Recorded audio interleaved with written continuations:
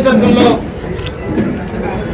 ఇవాళ గత 5 సంవత్సరాలుగా అవినీతి సామ్రాజ్యానికి రాజాగా చెక్కంపూడి రాజా అనే వ్యక్తి 5 సంవత్సరాలు కూడా రాజానగరం నియోజకవర్గాన్ని అన్ని రకాల అక్రమాలు, దౌర్జన్యాలు, భూ కబ్జాలతో దోసేసి ఇవాళ ఎక్కడి నుంచో పక్క నియోజకవర్గం నుంచి వచ్చి మా నియోజకవర్గంలో పరిపాలన చేసి మా కులాల మధ్య, మా మాదిగ కులాల మధ్య, అలాగే కాపులు కమ్మవారి మధ్య, మానవారి మధ్య, బీసీ వారి మధ్య, మాది వారి మధ్య, బీసీ వారి మధ్య, అన్ని వర్గాల మధ్య ఒక 5 సంవత్సరాల వైరాన్ని సృష్టించి ఇవాళ ఒక బ్రిటిష్ పరిపాలన చేసే విధంగా జక్కంపూడి రాజా మా సామ్రాజ్యంలో రాజానగరం నియోజకవర్గం వనరులన్నీ కూడా బ్రిటిష్ వారు ఎలాగైతే దోసేసుకున్నారో ఆ విధంగా దోసేసుకుని ఇవాళ పక్క నియోజకవర్గం పారిపోయి అక్కడ ప్రెస్ మీట్లు పెట్టి ఇవాళ ఏదో మెహర్బానీ పాటిస్తున్నాడు. రాజా గుర్తు పెట్టుకో, రాజానగరం నియోజకవర్గంలో చెప్పులతో కొట్టే రోజు త్వరలో రాకపోతుంది.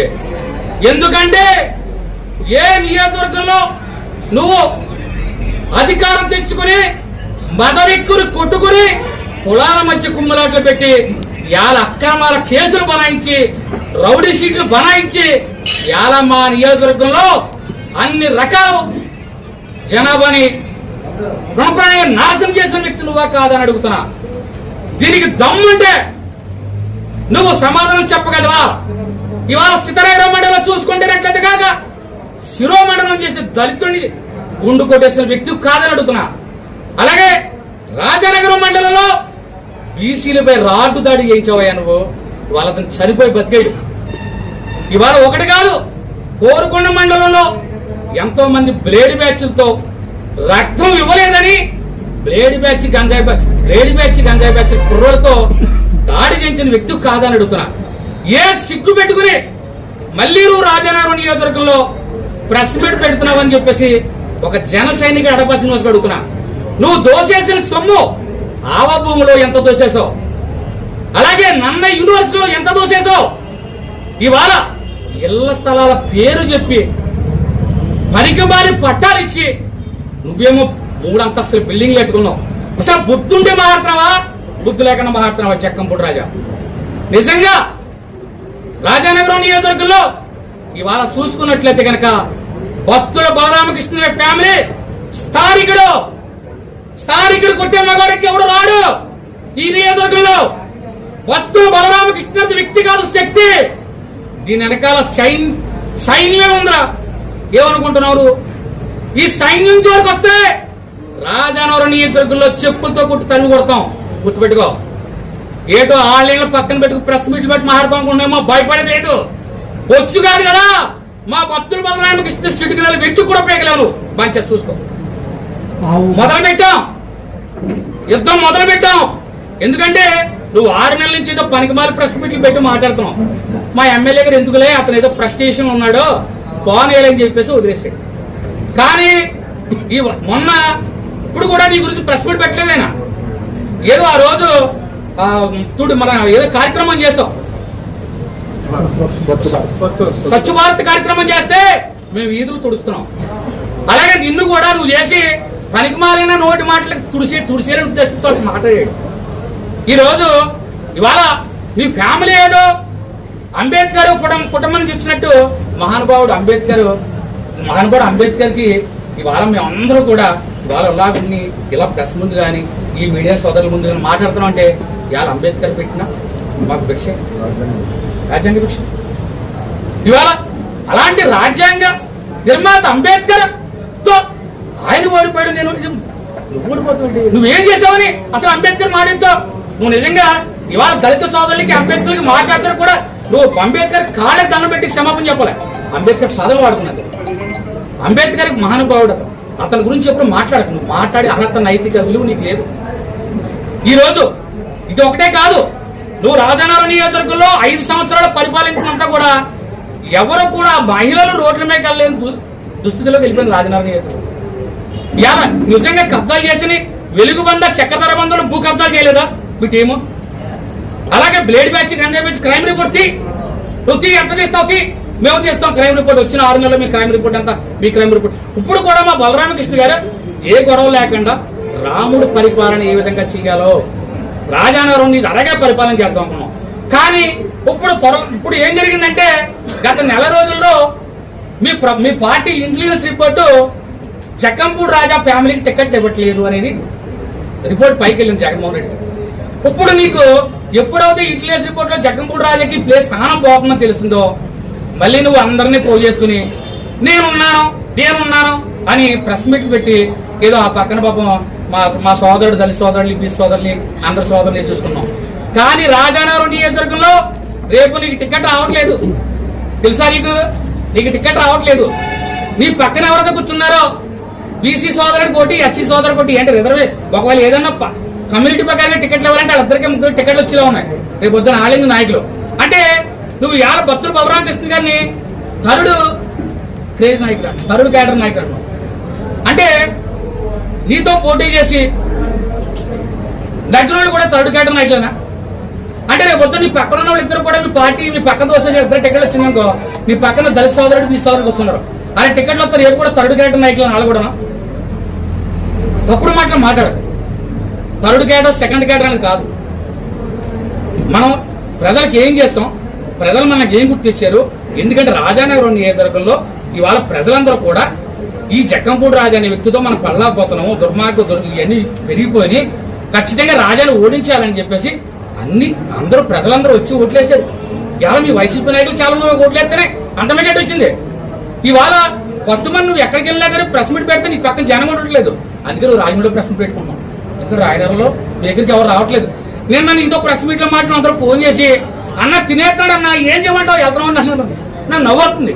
కానీ నువ్వు 4 నెలల టైం ఇచ్చావు కానీ డెడ్లైన్ ఏదో చేస్తానని 4 నెలల్లో పాంచత్ మీ పార్టీలో చాలా మంది మా పార్టీలు ఇప్పుడు చెప్తున్నా వైసీపీ నుంచి రాజానగరం నియోజకవర్గంలో 2000 మంది త్వరలో జాయినింగ్ 4 నెలలకు రాసుకో. నువ్వు ఏదైనా దమ్ముంటే కనుక ఆపుకో. ఈ వైసీపీ నాయకులే నీ పక్కన ఉన్న నాయకులు ఎంతమంది వస్తారో నీ ఏదో ఎంతమంది నాయకులు చూస్తాను. అంతేగాని భక్తులు బలరామకృష్ణ మీద ఏదో ఆరోపణలు చేస్తే భయపడిపోతారు అనుకుంటున్నామో. భక్తులు బలరామకృష్ణ ఎలక్షన్ ముందే జరగలేదు నీకు. నేను ఆఫ్టర్ ఇంటర్వ్యూతో తీసేస్తాం ఎలక్షన్ ముందు మేము గుర్తుందో లేదు ఆడియో వీడియో విను తెలుస్తుంది. ఇప్పుడు అధికారం ఉన్నాం అలాగని మేమేదో దౌర్జన్యం చేసి రాజకీయం చేయట్లేదు. ప్రజల మన్నలు మాకున్నాయి, మాకు స్నేహితులు ఉన్నారు.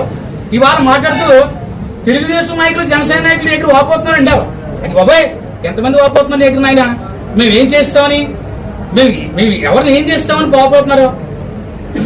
తెలుగుదేశం జనసేన బీజేపీ 3 ఎన్డీఏ కూటమి కలిసి ఉంటుంది ఖచ్చితంగా. నువ్వు ఎందుకంటే ఎలక్షన్ ముందు కూడా నేను గమనించాను. భక్తులు బలరామకృష్ణ గారి టికెట్ రాదంటే చక్రధర బంధువులు భూ కబ్జా చేయలేదా మీ టీము? అలాగే blade batch ganja batch crime report నువ్వు ఎంత తీస్తావు? మేము తీస్తాం క్రైమ్ రిపోర్ట్, వచ్చిన 6 నెలలు మీ క్రైమ్ రిపోర్ట్ అంతా మీ క్రైమ్ రిపోర్ట్. ఇప్పుడు కూడా మా బలరామకృష్ణ గారు ఏ గొడవ లేకుండా రాముడు పరిపాలన ఏ విధంగా చేయాలో రాజానగరం నుంచి అలాగే పరిపాలన చేద్దాం అనుకున్నాం.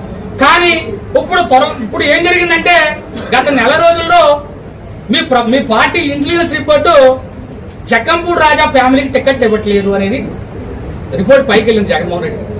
ఇప్పుడు నీకు ఎప్పుడైతే ఇంటెలిజెన్స్ రిపోర్ట్ లో జక్కంపూడి రాజాకి ప్లేస్ స్థానం పోతుందని తెలుస్తుందో మళ్ళీ నువ్వు అందరినీ పోగు చేసుకుని నేనున్నాను అని ప్రెస్ మీట్ పెట్టి ఏదో ఆ పక్కన పాపం మా సోదరుడు దళిత సోదరులు బీసీ సోదరుని అందరి సోదరుని చూసుకున్నాం. కానీ రాజానగరం నియోజకవర్గంలో రేపు నీకు టికెట్ రావట్లేదు తెలుసా? నీకు టికెట్ రావట్లేదు. నీ పక్కన ఎవరైతే కూర్చున్నారో బీసీ సోదరుడు కోటి, ఎస్సీ సోదరుడు కోటి అంటే రిజర్వే.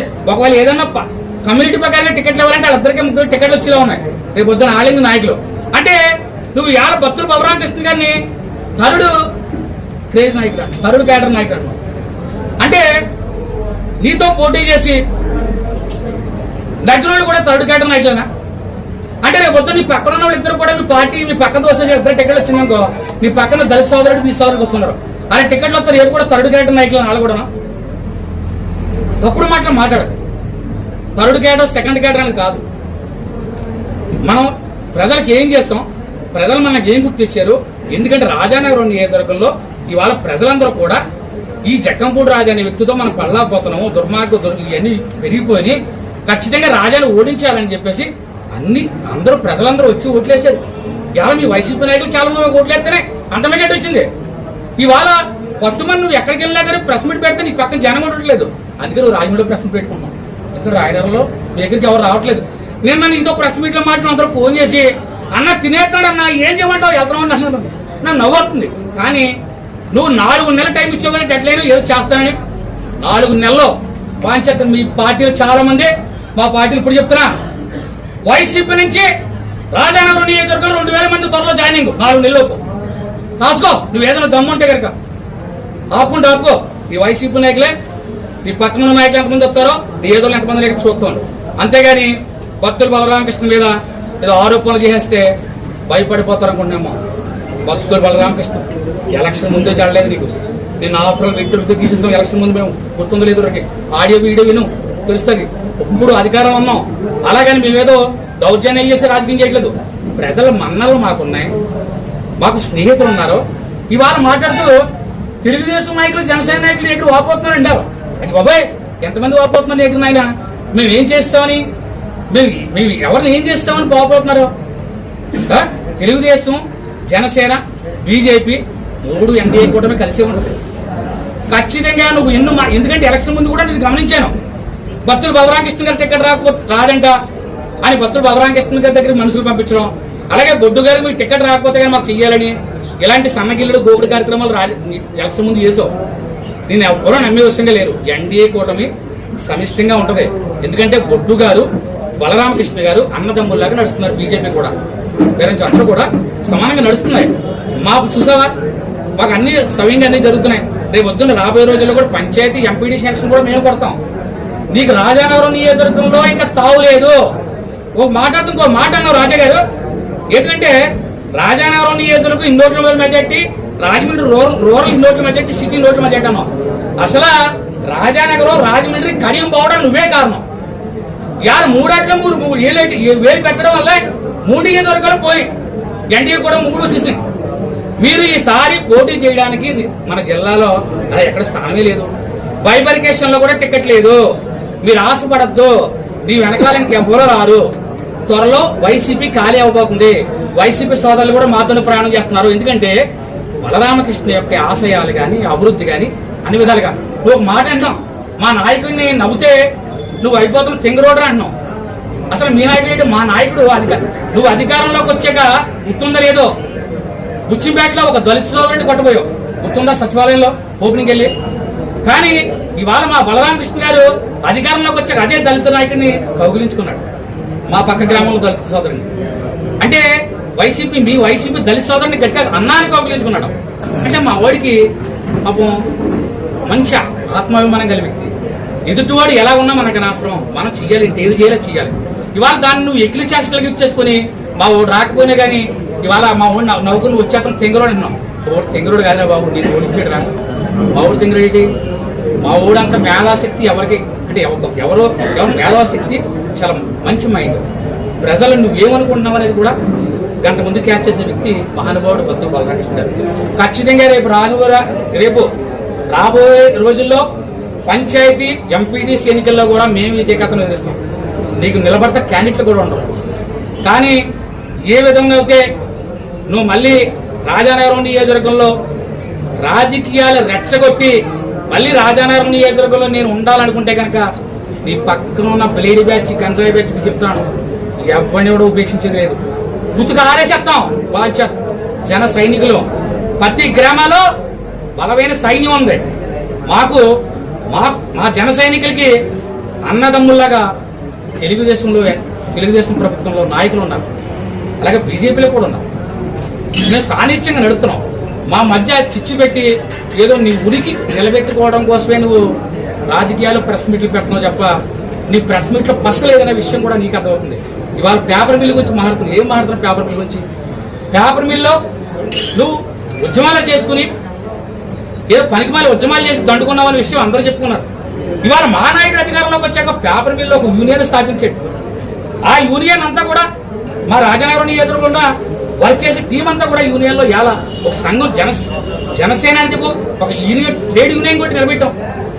ఎంత గొప్ప ఇదిగా మేము భావిస్తున్నాం అంటే మంచి ఆలోచనతో పాపం దీన్ని ఇచ్చేయాలని చూడకు.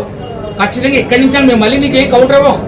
నువ్వు 10 మంది 1000 మందితో మాట్లాడుకో, మేము వెంటూతో సమానం, మేము మాట్లాడడం అవసరం లేదు మాకు. మా టైం వేస్ట్ మాకు. మేము ఎందుకంటే నువ్వు ప్రెస్ మీట్లు పెడితే అప్పమానంలో కూర్చున్నాము, మరి పరిపాలన జీరో చేద్దాం అనుకుంటామో. మా పరిపాలన ఇప్పుడు జరిగిపోతుంది. మాకు స్టాఫ్ ఉన్నారు, మా బలరామకృష్ణ గారు చాలా తెలివైన డిపార్ట్మెంట్ పనిచేస్తుంది. కానీ మీ తాటాకి చెప్పులకి, నీ ఉడత ఊపిరికి జగన్మోహన్ గుర్తుపెట్టుకో, భయపడే ప్రసక్తి లేదు. అడపా శ్రీనివాసరావు వాడు ఏంటో తెలుసు, మా బలరామకృష్ణ గారు అని ఏంటో తెలుసు, జన సైనికులు తెలుసు. నీకు జోలుకు రాకు, వచ్చి అవసరమైన పరాభవం పొందకు. ఎందుకంటే నీకైతే ఇంటెలిజెన్స్ తెలుసుకో. నీకు జగన్మోహన్ రెడ్డి 3 నెలల కిందటే ఆల్రెడీ చివాట్లు పెట్టి టికెట్ లేదని చెప్పాడు. దానికోసం ప్రయత్నం చేస్తున్నామో. నీవు 50,000 కాదు కదా, నువ్వు ఈసారి నీకు టికెటే లేదు, మీ గురించి ఆలోచించగలరు. పాత్రికా మిత్ర సోదరు ఇంతవరకు వచ్చినందుకు అందరికీ ప్రత్యేక ధన్యవాదాలు. ఎందుకంటే మీ మీడియా వారిని కూడా కొంతమందిని పాపం ఆయన ఎటకారంగా మాట్లాడాడు, ఎవరు దీంట్లోనే తప్పు మనుషులు ఉన్నారని చెప్పేసి. మేము అలా అనుకోవడం కదా, అందరూ మాకు సోదరులు, మీ పత్రిక సోదరులు అందరూ. ఇవాళ గతంలో 2000 అతను అనుకూలంగా వార్త రాయాలని చెప్పేసి మీ పేపర్ వాళ్ళందరికీ నోటీస్ ఇచ్చి భయపెట్టి పోటీ లాగాడు, గుర్తుందో లేదో. దట్ ఈజ్ అడపా శ్రీనివాస్. సావాలు కూడా పత్రిక విలేకరులందరికీ అడపా శ్రీనివాస్ నిలబడ్డాడు. బలరామకృష్ణ టచ్ చేయాలంటే జన సైనికులు టచ్ చేయమని చూసుకో, గుర్తుపెట్టుకో. చూసుకో, ఛాలెంజ్ అంటే ఛాలెంజ్, భయపడే ప్రసక్తి లేదు. తేల్చుకుందాం అంటే తేల్చుకుందాం.